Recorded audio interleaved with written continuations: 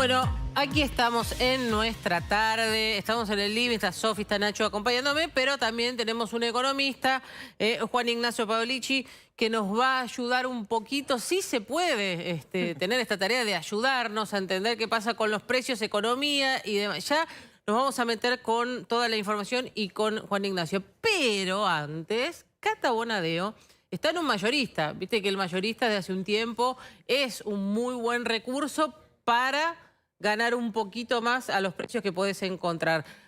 ¿Qué hay, Cata? ¿Tenemos de todo? ¿Hay café? ¿Hay café, Cata? Bueno, me quedo con esto último que decía el encargado. Aquí vamos a charlar con Juan Ignacio, economista. Dice, están pasando cosas raras. Y pasa también uno que pierde como el valor de las cosas. Estoy pagando caro, estoy pagando barato, compro, me conviene, ¿no? Esto es síntoma de qué? Cuando uno perdió el rumbo, el eje del valor de las cosas. No porque vivamos en Narnia, sino porque no es que no sé lo que valen las cosas porque ni me fijo, no. Vas todas las semanas al súper e igual Pero no ya entendés. van cambiando, no terminas de saber si es caro, si es barato. ¿Es sinónimo de qué todo esto? ¿O síntoma? Sostenida en el tiempo, venimos de, digamos, 35% de inflación en 2020, 2021 fue 55% y este año pinta para ser arriba de 80%. Entonces vos cuando tenés tanta inflación, te empieza a ver distorsiones de precio. Lo que él decía, capaz un producto de primera marca vale menos en un supermercado que uno de segunda marca en otro. Entonces decís, qué raro, un precio distinto en un supermercado que en otro. Tengo que caminar 20 cuadras para ver si el súper me lo vende más barato que el otro. Directamente lo pago porque, bueno, probablemente cuando vaya al otro quizás no encuentro, quizás no. Perdés referencia todo el tiempo los precios. Probable que si preguntes acá es cuánto vale una botella de agua, nadie sepa responderte a ciencia cierta porque es probable que, claro, hay una enorme variedad de precios, no sé, en rango de 20 cuadras. Entonces, cuando tenés mucha inflación durante mucho tiempo, se te distorsionan todos los precios. Y eso es difícil no solamente para la micro nuestra, para comprar cosas todos los días, sino para la macro, porque una empresa tiene que planificar con qué costos. No solamente pasa en el agua, en un kilo de carne, pasa de todo, en los insumos importados. Te cierran las importaciones, ¿a cuánto importo? Voy a poder importar, tengo que planificar, tengo que invertir en función de eso. Es muy difícil. Pero si es un síntoma de algo es de la inflación, que creo que es el principal de los males que tenemos hoy por hoy a nivel país. ¿Por qué es que hoy se habló de la deuda en pesos y de controlar la deuda en pesos? ¿Eso puede generar más inflación, por ejemplo, a futuro, la deuda en pesos? Y yo creo que sí, la está generando hoy. O sea, el gobierno emitió, para poner un número, 30% de la cantidad de pesos que circulaban el mes pasado se emitieron este mes. Entonces, todo eso tiene impacto en inflación. Vos tenés que controlar la deuda en pesos porque si vos no podés financiar emitiendo deuda, tenés que financiar emitiendo pesos. Entonces, vos podés colocar deuda, yo tengo que emitir pesos. O aumentando impuestos y ya no hay más. Exactamente, o algo que no hablamos mucho y que la ministra hoy no habló fue reduciendo gasto. Vos tenés que reducir el déficit fiscal. Si vos te fijás la historia de Argentina, el proceso de inflación arranca cuando Argentina empieza a gastar por encima de sus posibilidades. Porque es así, es deuda que si vos no la podés pagar es emisión y si no directamente es emisión. Entonces todo lo que vos no podés financiar lo terminás emitiendo. Entonces si vos no hablamos consistentemente de reducir el déficit fiscal, hoy por hoy creo que para la inflación que tenemos actualmente no hay muchas más salidas. Uno puede controlar precios un mes, pero el otro mes eso es insostenible. ¿Pero cómo haces eso? Sí, estábamos en julio, tenés paritarias negociadas, tenés una planta enorme a nivel Estado y tenés empresas aparte que son del Estado. Muchas deficitarias. Que son deficitarias, que sabés, algunas que sabés que van a ser deficitarias, pero es como un servicio, y otras, bueno, no, son deficitarias, no sé por qué. Pero bueno, ¿cómo haces justamente en esta instancia con lo que la verdad creo que con lo que dijo Bataki estamos todos muy de acuerdo y fue como muy, me parece lógico, gastamos mucho, chiquemos el gasto, pero ¿cómo lo haces en el medio del río? No, y además las medidas que se anunciaron no fueron en el sentido muy ahorrativas. Vos lo decías, todo donde toques hay alguien que obviamente que tiene un subsidio, que tiene quizás algo, entonces corregir eso es muy complicado. Vos hoy tenés el principal componente de subsidios económicos, o sea, lo que es subsidiar tarifas, pero después tenés un montón de gasto público que uno, donde toque, obviamente eso genera una pérdida para alguien. Entonces me parece que ahí es muy difícil. Subir tarifas genera inflación, Claro. modificar, si quieres, el pasaje de, no sé, una empresa o una tarifa a una empresa deficitaria genera inflación porque eso va a precios.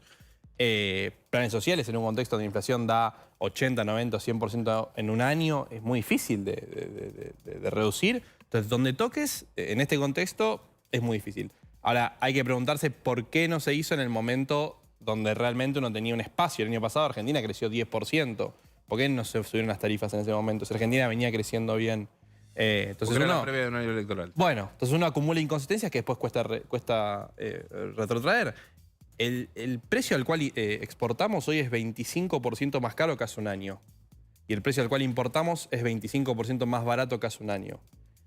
Eso, Hay una diferencia ahí. bueno, Porque todo... nosotros estábamos a favor. Y bueno, entonces todo eso, corregir eso implicaría un salto muy abrupto del dólar oficial. Ese dólar que ya ni vemos porque no podemos acceder, pero un salto del dólar oficial genera inflación. Claro. Entonces todo eso se Mucho más directamente, perdón, que el dólar blue. Vieron que siempre preguntan por el dólar blue o el dólar oficial. El dólar oficial tiene un impacto muy directo sobre los precios. Exactamente, entonces todas esas cosas que uno tiene que corregir, todo genera inflación. Entonces, Si vos muy subís difícil el de- dólar bruscamente, bruscamente, digamos, lo acercás más a los otros dólares, ¿qué generás? Más inflación. Más inflación en 1, 2, 3 meses, pero es más inflación. El problema es que eso hay que hacerlo con un plan detrás. No alcanza con decir, bueno, voy a ver las cajas que no gasten más. No, Argentina tiene un déficit de 3,5 puntos. Pero los sectores que te dicen, por ejemplo, si a nosotros nos aumentan el dólar, nosotros exportamos más. Es cierto, es cierto. Pero la Igual inflación no te genera termina comiendo después esa competitividad. Exactamente. Entonces, por eso, si vos no haces un plan donde decís, bueno, además de un salto, un salto, una corrección, lo que sea, si vos no acompañás eso con un plan fiscal, un plan de reducción de gastos, que vos asegures que no vas a emitir más, es muy difícil. Podés poner un comité de deuda que el mercado se va a seguir preguntando cómo Argentina va a financiar el déficit que tiene. Eso te iba a preguntar. Hoy estuvo Alberto Fernández en un acto y dijo que el mercado entienda que nosotros vamos a reducir el gasto, lo que sea. Yo quiero aclararle a la gente, porque tal vez hablo del mercado y suena súper abstracto. La semana pasada tuvimos un caos total en lo que son los dólares financieros. También lo vieron en el dólar blue, subiendo 16 pesos en un día. Todo eso termina teniendo impacto en la economía real. Entonces, mi pregunta, Juan Ignacio, es si el mercado, o como le queramos decir a esta inteligencia, digamos, ¿no?, está listo para dar ese voto de confianza, ¿no?, después de estas medidas, si las ves suficientes como para que eventualmente puedan mejorar riesgo país, dólar y demás, y podamos tener una economía más estable en las próximas semanas. Me parece que va a haber para creer. Me parece que vamos a tener que esperar, digamos, datos duros de que efectivamente Argentina no está gastando por encima de sus posibilidades. Claro. De que se firmó el acuerdo con el fondo, que uno podría decir, bueno, eso es un programa, ¿no? Uno esperaba el programa con el fondo porque eso podía anclarte un Claro, poco las fue la expectativas. expectativa. Se incumplieron todas las metas. Bien. Y la principal, Bien, Es que dice sí, Domi. bien. Bien, dice Domi. Sí. la fiscal. O sea, Argentina, desde que firma el acuerdo con el fondo, Que hace unos meses, no es que fue, 3 meses. ya ni cumplimos, ni esperamos 3 meses. 3 meses. Que nos reímos porque ya que largarse a llorar es deprimente en Sí. esta situación, pero en el medio hay un hartazgo también de la sociedad. ¿Viste? Cuando tu palabra ya no vale. Eso es lo que pasa. Creo que la palabra no vale, sino que tenés que mostrar un poco de credibilidad que no se está teniendo, ¿no es cierto? Me parece Exacto. que esto es una cuestión de decisiones políticas. La Exactamente. economía también tiene que ver con eso. Es netamente político.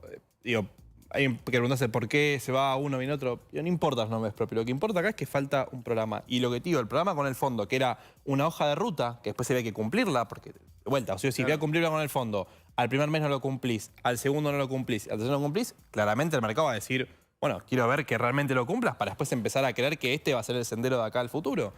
El mercado y todos nosotros, que tomamos decisiones todos los días, ¿no? Pero Argentina firma el acuerdo con el fondo y empezó a gastar más de lo que venía gastando antes.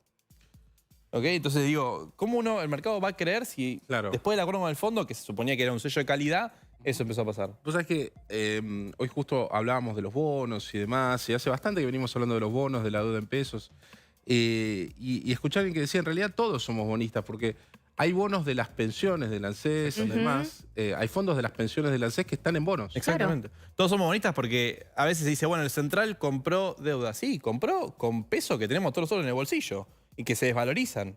Y después, no sé, el Fondo de Garantía de Sustentabilidad, que es el que se encarga de cuidar el patrimonio de los futuros jubilados y los jubilados presentes, compró bonos del Estado. Si esos bonos, caen de precio, el patrimonio de ese fondo es menor. Ay, Entonces, claro. todos somos bonistas directa o indirectamente. Por eso, nada es gratis. Cuando se emite, la plata pierde valor. Cuando la demanda el fondo de los jubilados, o, no sé, aerolíneas o una empresa de energía, lo que sea, estás teniendo plata de bonos que tiene que pagarse si Todavía uno no quiere defaultear. para ir cerrando, Juan Ignacio, ¿todavía no vimos lo peor? Es una pregunta muy difícil.